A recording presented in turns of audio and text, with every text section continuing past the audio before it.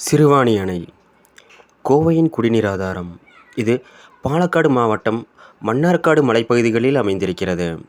இது உலகின் இரண்டாவது சுவையான குடிநீரை கொண்டுள்ளது மற்றும் ஆசிய கண்டத்தின் மிக சுத்தமான குடிநீராகும். சுமார் 878 மீட்டர் உயரம் கொண்ட இந்த அணை 1929ஆம் ஆண்டு திறக்கப்பட்டது. இங்கு செல்ல கேரள மாநில அரசு ஒரு சூழல் சுற்றுலாவையும் நடத்தி வருகிறது. கடந்த 2018ஆம் ஆண்டு பெருமழையில் சாலைகள் அடித்துச் சென்றதால் இந்த சூழல் சுற்றுலா நிறுத்தி வைக்கப்பட்டிருந்தது. அதன் பிறகு 6 ஆண்டுகள் கழித்து நவம்பர் மாதம் 2024ஆம் ஆண்டு முதல் சூழல் சுற்றுலாவை மீண்டும் துவங்கியிருக்கிறார்கள். இங்கு செல்ல ஒரு நாள் முன்பே அவர்களை அழைத்து முன்பதிவு செய்வது மிகவும் அவசியம். ஏனென்றால் ஒரு நாளைக்கு 18 வாகனங்களே அனுமதிக்கிறார்கள். காலை 9 மணி அளவில் 6, மதியம் 12 மணி அளவில் 6, பிற்பகல் 3 மணி அளவில் 6 வாகனங்களும்.